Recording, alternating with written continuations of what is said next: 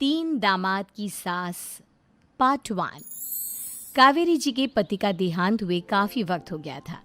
कावेरी जी की 3 बेटियां थीं, ईशा, मोहिनी और सुहाना। तीनों ही काफ़ी होशियार और नौकरी करने वाली थी। लेकिन उन तीनों से कावेरी जी इतना प्यार करती थी कि उनकी शादी की उम्र होने पर भी उन्हें पराये घर भेजने का उनका मन ही नहीं हुआ। अरे तुम तीनों मेरे कलेजे का टुकड़ा हो। जब भी तुम्हारी शादी के बारे में सोचती हूँ ना, बड़ा डर लगता है। सही कहती हो मम्मी, हम भी आपसे बहुत प्यार करते हैं। हाँ, मम्मी पापा के जाने के बाद अब बिल्कुल अकेली हो गई हैं। और मम्मी, अगर हम तीनों शादी करके चले गए तो आपका ख्याल कौन रखेगा? लेकिन अपनी खुशी की वजह से मैं तुम तीनों को बिना शादी के भी तो नहीं देख सकती ना बेटा। समाज के हिसाब से देखे तो यह भी गलत होगा और मैं ऐसा कुछ नहीं चाहती। लेकिन तुम तीनों से दूर होने के बारे में सोचती हूँ तो अजीब सा लगता है। लेकिन मम्मी, हम आपको इस तरह अकेला छोड़कर नहीं जा सकते। एक काम करते हैं मम्मी, शादी के बाद ना आप मेरे साथ मेरे ससुराल में चलना और मेरे साथ ही रहना। अच्छा, और तेरी सास मुझे रहने देगी तेरे ससुराल में? अरे बेटा, वहाँ ऐसा नहीं होता। बेटी की माँ कभी अपनी बेटी के ससुराल जाकर नहीं रह सकती। एक काम करते हैं माँ, आप ईशा और सुहानी की शादी कर दीजिए और मैं हमेशा आपका बेटा बनकर आपके साथ ही रहूंगी। मुझे नहीं करनी शादी। अरे मेरी बेटियां मुझसे कितना प्यार करती है, मेरी वजह से अपनी पूरी जिंदगी दांव पर लगाने को तैयार है। लेकिन मैंने ना इससे भी एक अच्छा उपाय सोचा है। क्या मम्मी? अगर आपके पास कोई सोल्यूशन है तो फिर क्यों परेशान हो आप? बताइए, क्या करना चाहती हैं आप? मैंने सोचा है कि अखबार में इश्तिहार देकर तुम तीनों के लिए 3 घर जमाई दामाद ढूंढ लूंगी। वैसे भी नौकरी तो तुम तीनों अच्छे से कर लेती हो, कमा भी अच्छा खासा लेती हो। कोई भी लड़का तैयार हो जाएगा तुमसे शादी करने के लिए। अरे मम्मी, ये हुई ना बात। इससे हमें आपसे दूर भी नहीं जाना पड़ेगा और आपको अकेला भी नहीं रहना पड़ेगा। हाँ मम्मी, ये बहुत अच्छा तरीका है। मैं तो कहती हूँ आज ही अखबार में ऐड निकलवा देते हैं। बिल्कुल, आज ऑफिस जाते वक्त मैं ये काम कर दूंगी। और कुछ ही दिनों के बाद कावेरी जी को 3 घर जमाई दामाद विवेक, सुमित और अविनाश मिल जाते हैं और वो उन तीनों लड़कों से अपनी तीनों बेटियों की शादी करवा देती है।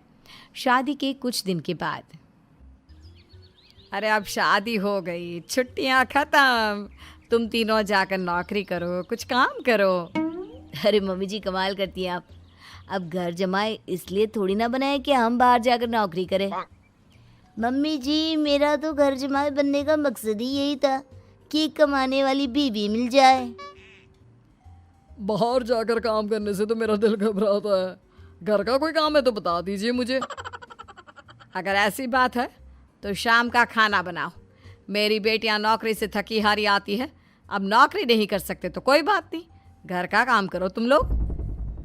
मैं तो घर का काम करने में बहुत खुश हूँ, बस ये बाहर धूप में निकलना, रास्ते में जाना, नौकरी करना, ये सब मुझसे नहीं होता। बिल्कुल ठीक कह रहा है सुमित। अरे गर्मी में, बारिश में, सर्दी में घर से निकल कर जाना और उधर बॉस की चिक चिक सुनना, इससे बढ़िया तो ये है कि मैं घर में झाड़ू पोछा कर लूँ। ठीक है, फिर तुम झाड़ू पोछा करना। अविनाश शाम का खाना बनाएगा और विवेक तुम सुबह का नाश्ता और खाना बनाओगे।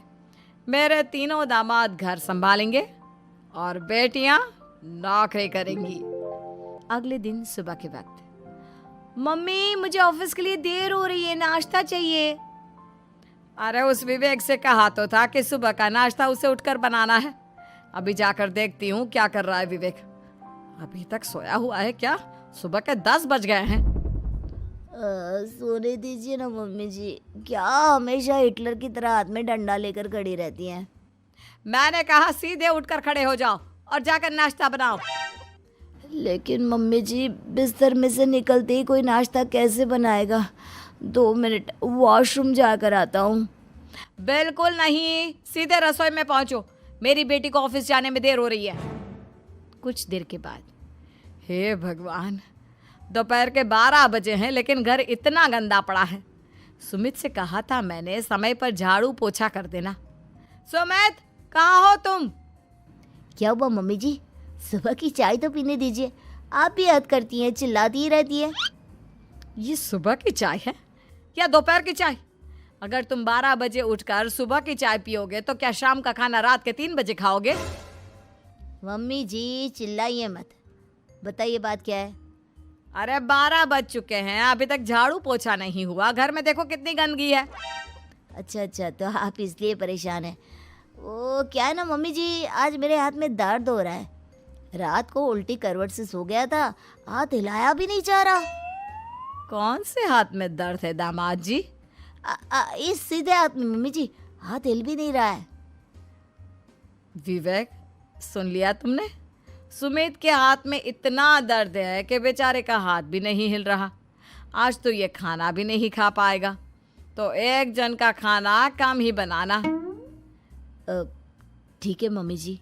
अरे नहीं मम्मी जी, मेरे कहने का मतलब वो नहीं था। मेरा मतलब है खाना तो खाऊंगा ना। अरे लेकिन कैसे?